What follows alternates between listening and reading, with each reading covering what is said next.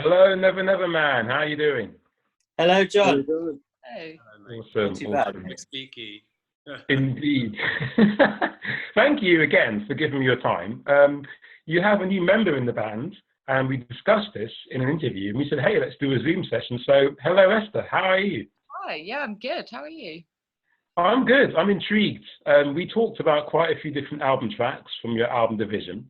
And we left some out of that little interview because I wanted to discuss them here with you now as a band. And well, there is a song called Fusion. I wanted to know more about how that came to be and what you can actually add to my understanding of that song. Well, so Gavin came up with the instrumental bit, sent it over to me, and I just sort of had a concept that I wanted to deal with. It's like this idea of like kind of codependence, and it just kind of came from there, really. Okay. Are we talking about codependence in a familial relationship or like romantic or one man and his dog? There are many relationships out there which can be codependent. I want us to be specific. I think in the context in which I was writing lyrics, it was very specifically a romantic relationship. But I think if you're the kind of person who has a tendency towards codependence in romantic relationships, that also generally applies to other relationships that you have. Yeah, fair enough. And what were you guys, your take on the song? Did you have to get into it in an emotional way as well? Did you relate to the lyrics? I feel like this one was very much. I was conscious that I wanted a slow number on the album. It all felt kind of a bit too pacey, and it needed a breathing space in it. So that it came about when we were recording at the cottage. I had this idea for a guitar part, some nice chords. I wanted to just write something that was kind of beautiful and simple. But I always thought, oh, this is just an instrumental. And then Esther was like, well, actually, no, you've actually kind of written it that it's got a chorus, a bridge, and a verse. So it made so much more sense as a piece when the melody and the lyrics were added to it. So I think emotionally for me, there's a kind of a grain that runs through it that kind of ties all those aspects together. Okay. It's interesting that you've become more, from what I can see, democratic as a band, because as far as I know, the last track on the album was actually, it began with Chris, The Fear, yeah? Not that Chris is actual, like, you know, AKA name is The Fear, but we're talking about a track in case you didn't know what the name of the last song on the album is, kids. But yeah, Chris, tell me about The Fear, or at least the song, anyway.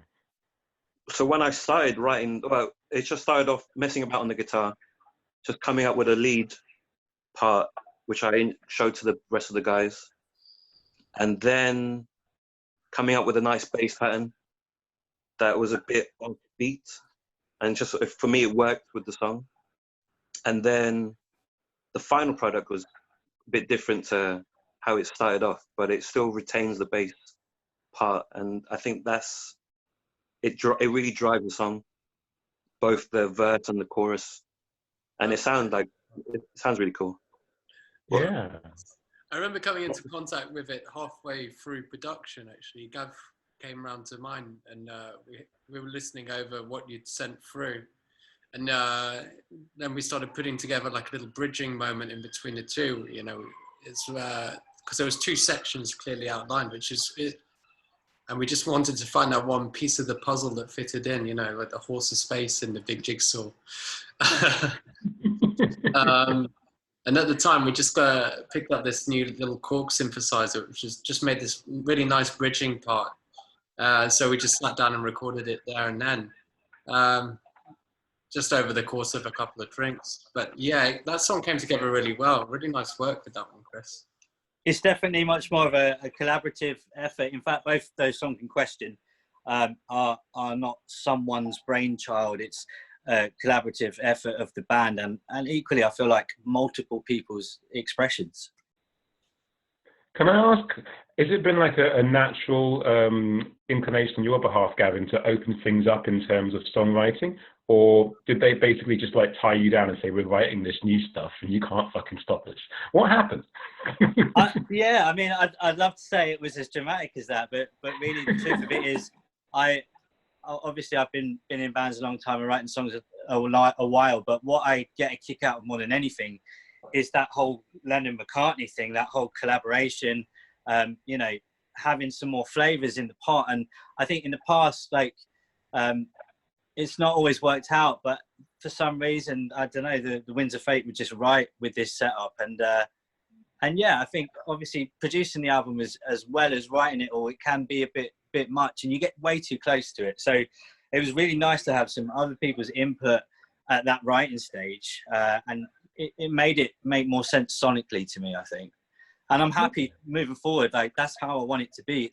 It's never been a dictatorship. It's a democracy. It's only now I feel like people actually have something they want to say, which is great. Okay, that could be interpreted in that it's always been a democracy and it's only now they're pulling their fingers out.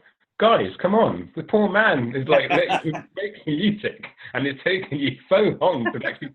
The results are great. I'm just putting it out there. Form a union, Gavin, on your own, but tell the rest of the Esther, how has it been for you interacting with like the band in terms of like now being a band member fully fledged? Because it's been something you wanted to do for a few years now, right? Yeah, so I've known everyone for about 3 years now, and I was just a fan for ages. I think I've been to every single one of their gigs, and we'd always just like have a little party afterwards, getting a bit pissed and like dancing around to tunes. Me and Gavin would always end up singing together, absolutely off our faces, having a great time. And then like he was always like trying to encourage me to sing stuff, but I just have really bad stage fright. So it's only in the last like 6 months that I've actually felt confident enough to sing in front of people. So yeah, it feels quite natural because like obviously I'm friends with everyone in the band, and I like have some musical experience, but it's like, yeah, I don't know. Yeah, it's nice. It's nice to be involved. Thanks for having me. It's basically for us, it's like finally unveiling our secret weapon that you guys didn't know was always there in the background, is now in the forefront. Well, yeah. I mean, I found out during the interview, which was quite bizarre. But it's nice to have this kind of like talked about here now, with it face to face or screen to screen.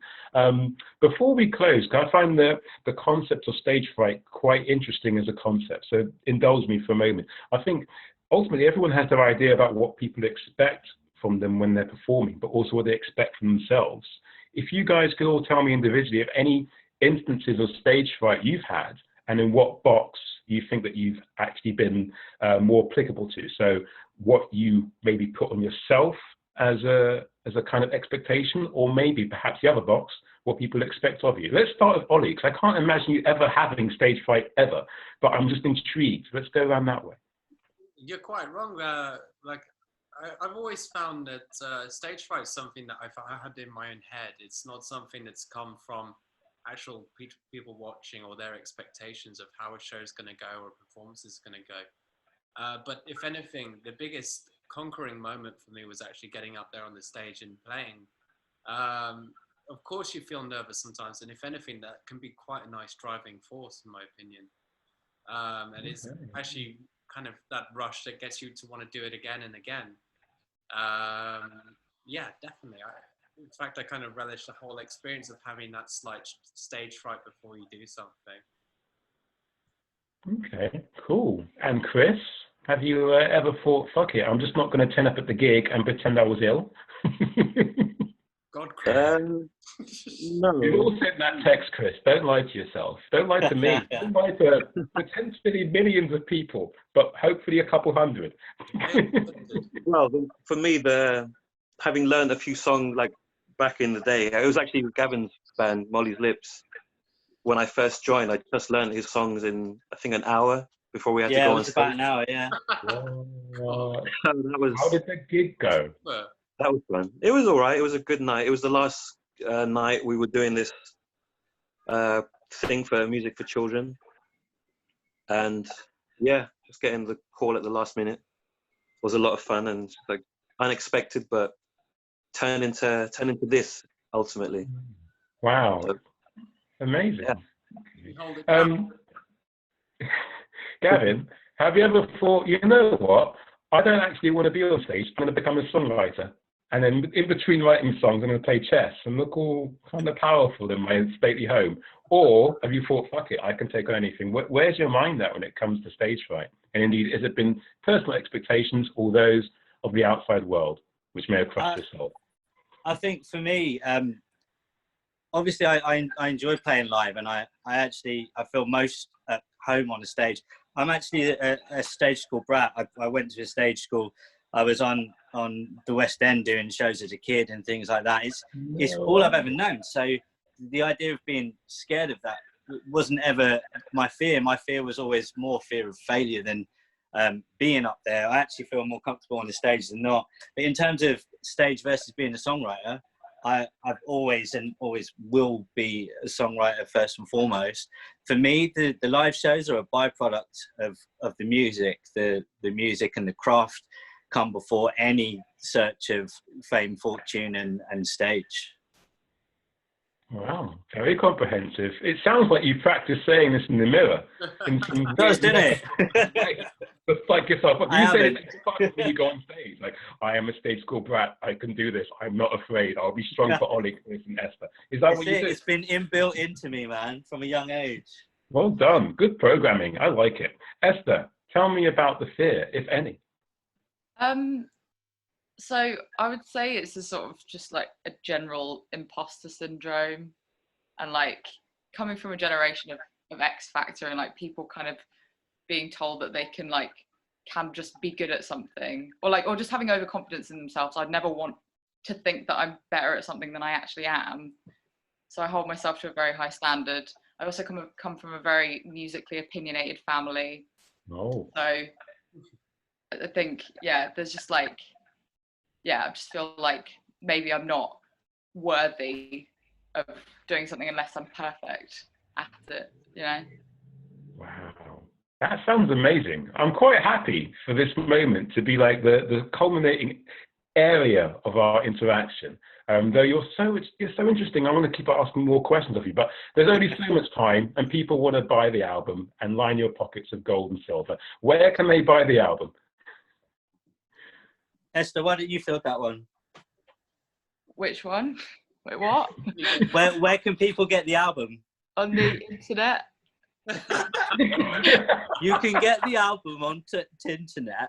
Yeah. Internet. You know, Thing in Sky. Yeah. If you got dial-up, you go on World Wide Web. And then you give it 4.5 hours, and you got yourself a record there, son. You might be confusing older members of your audience. There are people who are in their 60s who right now are thinking, I don't understand, okay? So just don't mess with me. Do we go where? Spotify? Bandcamp? It is available on Spotify, Amazon, iTunes, Apple Music, and all good online retailers. Thank you so much for answering this question, which I've asked you 3 times before in other videos. This has been wonderful. You guys are wonderful. Goodbye. We'll answer it anytime, mate. Thank you very much. Yes.